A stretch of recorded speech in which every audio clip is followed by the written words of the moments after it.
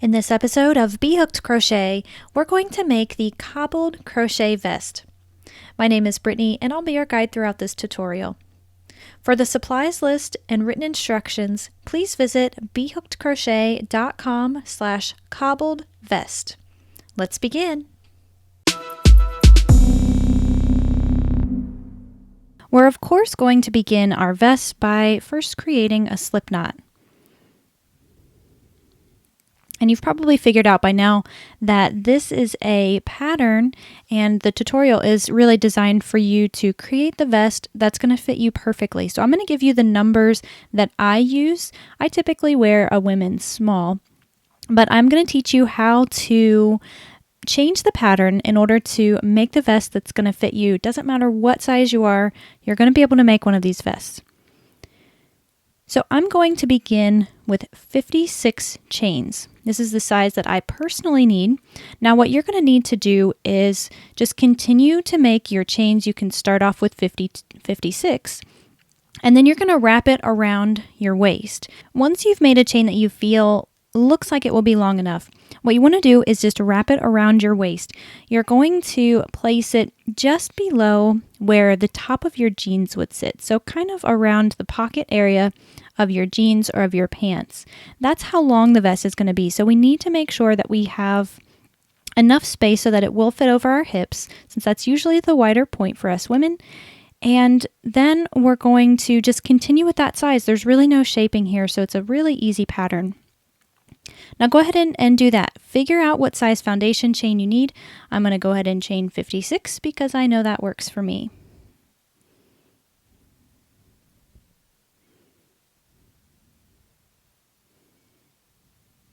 Now once you have your chain that is the proper size, you want to keep a couple of things in mind.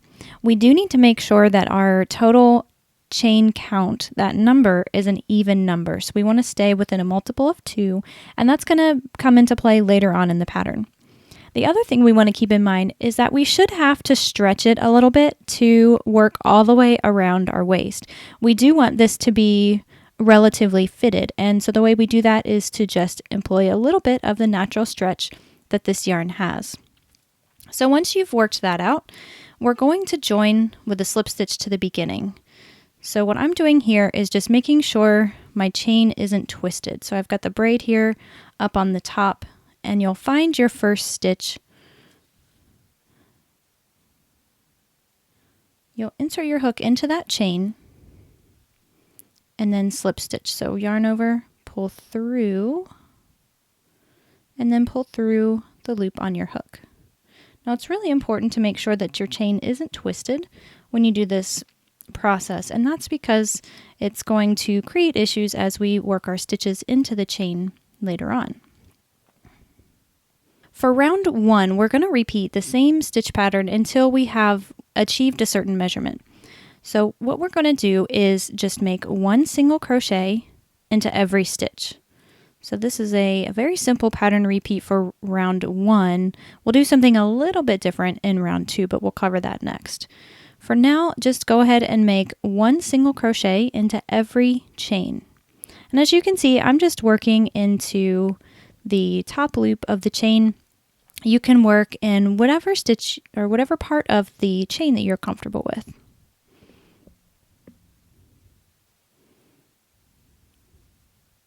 When you've made it back to the beginning of your round, we're not going to join with a slip stitch or anything. We're going to continue working in a spiral, and that's going to contribute to the pattern. So this is my first single crochet from the beginning of the round. What we want to do is make a single crochet into the back loop only. So you can see this is the V right here. That's the stitch. And I'm going to just insert my hook under that back loop and single crochet.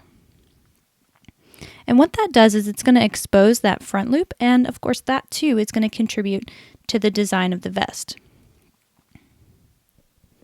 And you're just going to do that for every single stitch. So 1 single crochet in the back loop of each stitch.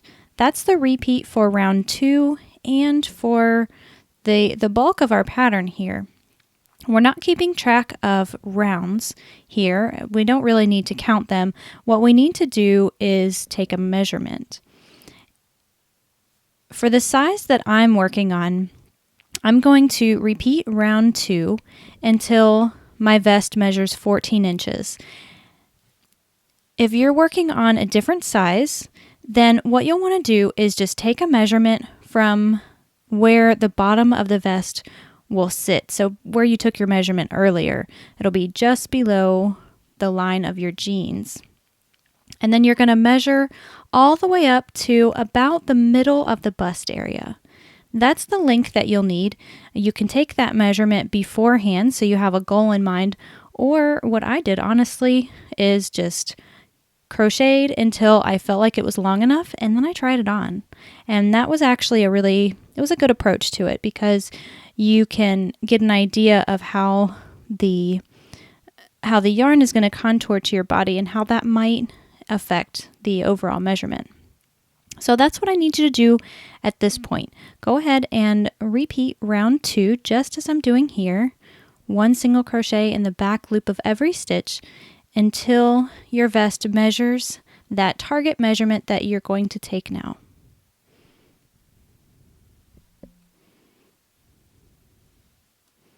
So off camera, I went ahead and crocheted up till the full body length of my vest.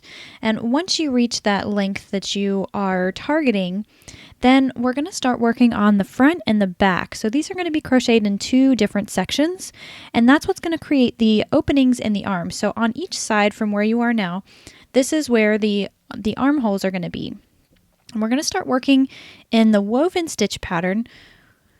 And before we do that, we need to compensate for this difference that we have here. And we're going to do that by making a slip stitch just in the back loop of that next stitch. That's going to bring us down a little bit, just kind of give it a gradual change. Now from here, we're going to chain 2. This is just going to be the starting edge. We're not counting that as anything at this point. And we're going to locate our next stitch, and that's where we're going to make our woven stitch. Now this time we're going to be working in both loops of the stitch, so keep that in mind. And to work the woven stitch, we need to yarn over, insert our hook into that stitch, then yarn over and pull up a loop. Here's where it gets different. Normally we would yarn over and pull through or whatnot, depending on the stitch that we're creating. This time we need to take this loop and pull it through this loop. So I typically just take my finger here in the background and push that forward, so it makes this transition a little easier. And then we're going to yarn over and pull through those remaining 2 loops, but we're not finished there. That's just the first part of the woven stitch. So here we would yarn over again, insert our hook in the same stitch, yarn over and pull up a loop. Now we're going to pull this front loop through both of these loops. And you might have to walk it through. The stitch takes a little bit of getting used to, but it has a really cool result. That is 1 woven stitch completed, so there's actually 2. And because there's 2, we have to skip the next one, or we're going to increase our stitch count, and we don't want that either. So we'll skip the next stitch, work a woven stitch in the next.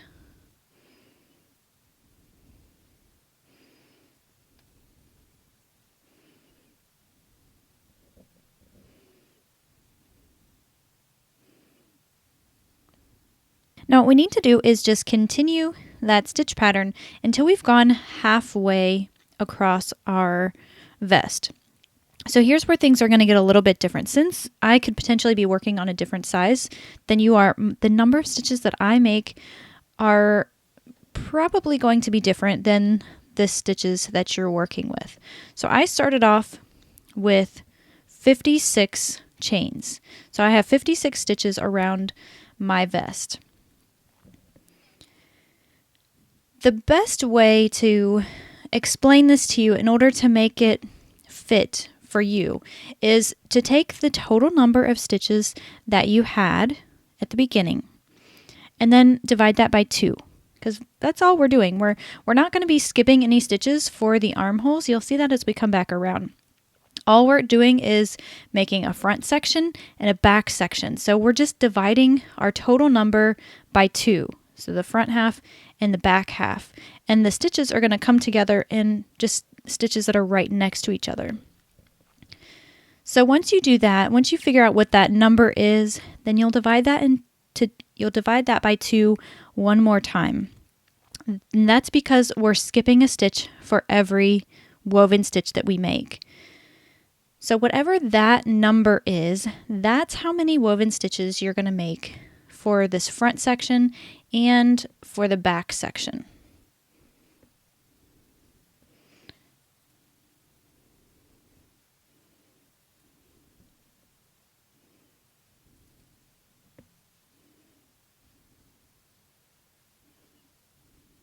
So we're going to go ahead and dive into the second row of the front section of our vest. And we're always going to start off a new row by chaining 2 and turning our work. Now once you've made your chain 2 and you've turned your work, you'll be working on the wrong side of your vest.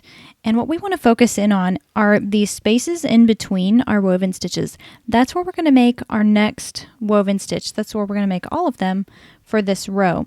So we're just going to, and technically we are skipping a stitch and then working into the next. It just looks a little bit different, and it's easier to just focus in on those spaces rather than trying to count.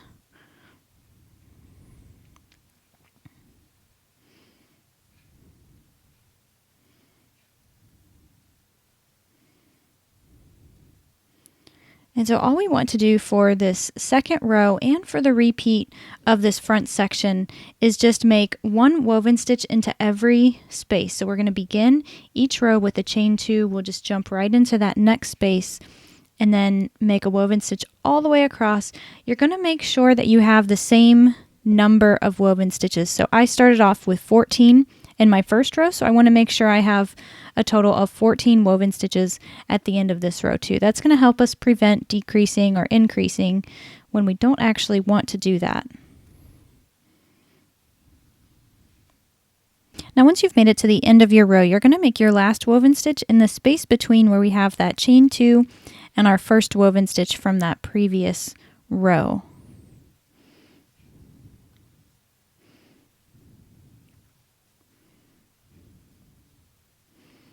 All right, now that finishes off our second row and the repeat for the front section. And so what we want to do is just make 2 chains. We'll turn our work, and we're just going to repeat that second row until our work measures a specific measurement. So for me, for the size that I'm creating, if you started with 56 chains, then you're going to want to target about 6.5 inches for the front section and the back section. Now, if you're working on a different size, if you've made any modifications, all you need to do is measure from about the middle of the bust all the way up to where your collarbones come together. That's where we want the top of the vest to sit. Now, we really don't want to measure all the way up to the top of our shoulders, because if we were to do that, then the neck would be too long, first of all, and we would end up having pointy edges. So whenever you're sizing crochet garments and clothing, it's always a good idea to estimate a little bit shorter on the top sides if you're not wanting to have pointy shoulders. What I need for you to do at this point is go ahead and finish crocheting your front section, and then we're going to come back to the video. I'll show you just really briefly how we're going to fasten on and start the back section, but just keep in the back of your mind that the technique to crochet them is exactly the same. So we'll cover that quickly right after we finish this first section. Now once your front section measures your target length here, then we're ready to fasten off. So I'm just ending on the very last stitch and then pull that loop through the loop on your hook. And that's going to finish up the front half. Now what we need to do is just rotate our work so that we can add on the back half.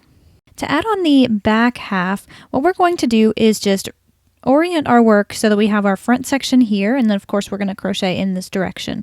So I'm going to start over here. I'm going to find the very next stitch. So we don't want to add into the same stitch as our last woven stitch here.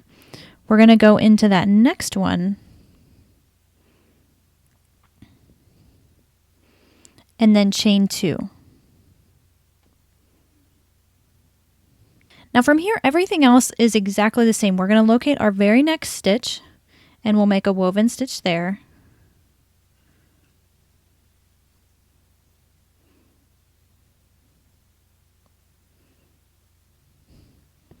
Then we'll skip a stitch and we'll woven stitch into the next. And we're going to repeat this until we get to the other side. And since we've done our math correctly, we should end up so that our last woven stitch is in the stitch that's going to be right next to our front section here. So our last stitch should end up right next to this stitch here. As far as the repeats within the rows, we're just going to repeat that row 2 from the front section until our work measures the same length as that target length before. So for me, it was around 6.5. It actually ended up being more close to 7 inches, and that's okay. You just want to make sure that you have your back piece matching the height of your front piece. So once you do that, then we'll come back to the video. We'll have to sew up the shoulder seams, and then from there, all we have to do is add on the neck piece, and it's actually quite simple. So go ahead and finish that up, come back to the video, and we'll talk about just our finishing touches. Now once you've matched the back side and you're ready to fasten off, you'll just do so and go ahead and leave yourself a tail that's about 8 to 10 inches. We're going to use that to sew up this side of the shoulder seam. For the shoulder seams, what we need to do is just thread a darning needle, either grab a scrap piece of yarn or you can use the tail from where we just fastened off. What we want to do is sew up just a small section. So of course this is going to be dependent on the size that you've created. I'm going to go in about 4 inches, and that's going to be adequate enough for me to have some shoulder space, but then we also don't want to make the neck too tight. So that's really the most important part. You might want to take a couple of measurements and see what is going to work best for you and the size that you're creating. Once you have that size worked out, I'm going to demonstrate the whip stitch here. That's how I'm going to sew these two ends together. So I just joined the two sides.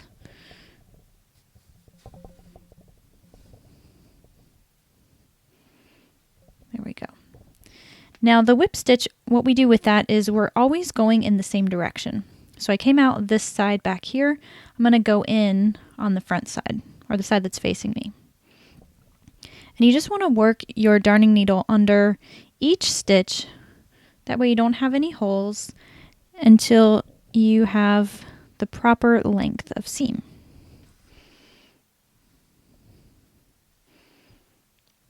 Now I'm also not turning this to the wrong side of the work, which is sometimes what we'll often do when we're sewing up seams.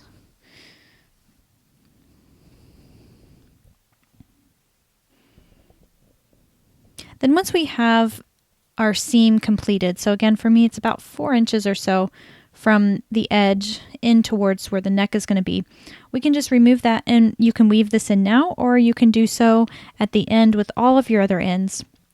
And all you need to do at this point is repeat the same thing over on the other side. So go ahead and sew up your shoulder seam on the opposite side, and then we'll be ready to start on the neck. Now once you've finished up your shoulder seams, the last thing we're going to do is work on the neck. There's a couple of things that we need to keep in mind when we're doing so. The neck is going to be folded down, and we want to make sure that we have a matching texture to what we've created here for the body of our vest. And because of that, we have to be mindful of the direction that we're crocheting in as we work on the neck. So what you need to do at this point is just pick one of the sides. So either well, you want to work it on the back side, but right now the front and the back are exactly the same. So choose which side you want the front and the back to be of your vest, and insert your hook into roughly the middle stitch. So I've got my shoulder seam here and here, just inserting my hook into what's approximately the middle.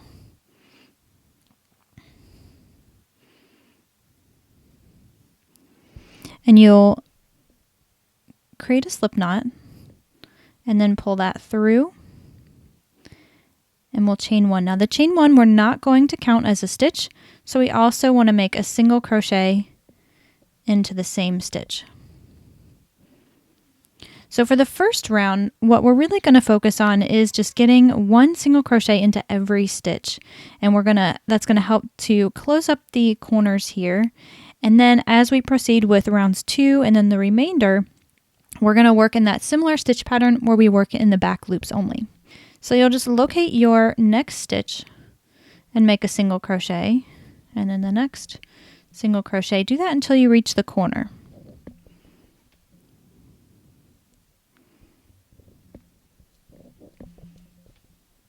So once you've reached your corner here, you're going to make sure you have a single crochet in the last stitch that's exposed from the back side.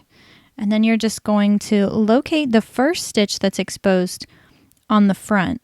And you're going to make your single crochet into that stitch.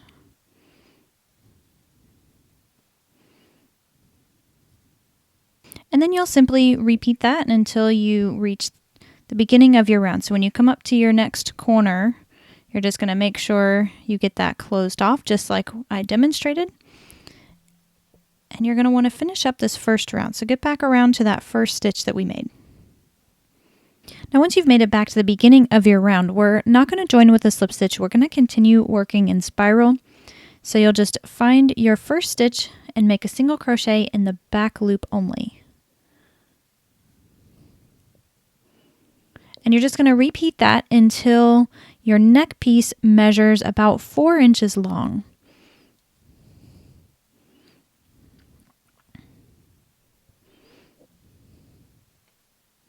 Once your neck piece measures approximately 4 inches long, what we're going to do is just make a slip stitch into the next stitch, so in that back loop only. This again is going to account for that height difference because we're working in spiral. Once you do that, then we can go ahead and fasten off.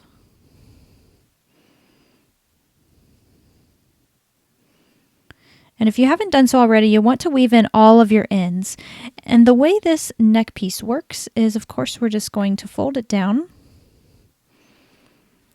And now you'll see that the texture on the front, once it's folded down, will measure the texture throughout our vest. This wraps up our tutorial on the Cobbled Crochet vest. Thank you so much for spending some time with me today and learning how to crochet this vest and sharing it with your friends if you've had a lot of fun with it. At this point, a lot of YouTubers like to ask you to like this video or subscribe to my page, but they don't really tell you why. I'm going to tell you why.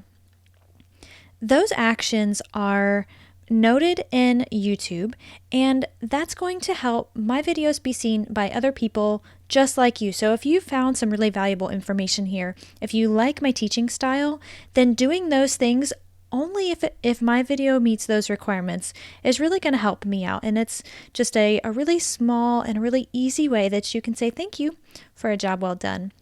Now, if you subscribe or if you like, I really appreciate it. Thank you so much. We'll see you in the next video.